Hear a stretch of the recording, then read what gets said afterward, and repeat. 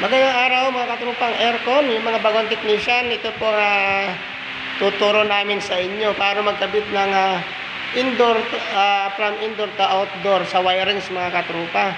Ito. Yan. Ngayon mga trupa, ang gagawin nyo, 3 wires yan.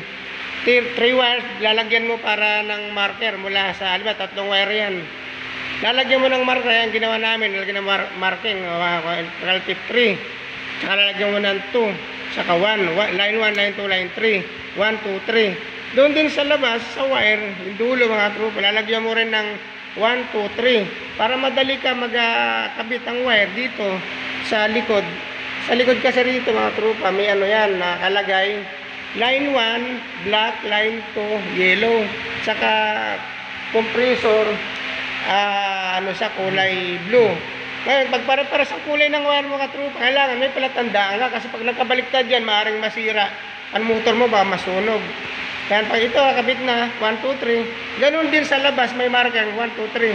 Kaya kaya mo na ikabit sa line 1, line 2, yung 3 doon ay sa compressor dito sa thermostat yan mga trupa dito. Dito yung isang wire, yung pangatlo. Kaya mo gagawin nyo mga bagong technician. Para hindi po kayo malito sa wirings, pag pare-pares ang kulay, naglagay kayo ng marker. Thank you very much po. Subaybayin niyo po sa aming magpapalamig kami ng aircon, mag-charge kami ng freon. Last week kasi di namin natapos kasi marami kaming ginawa. Marami kamang ginawang aircon kaya hindi ko natapos ngayon.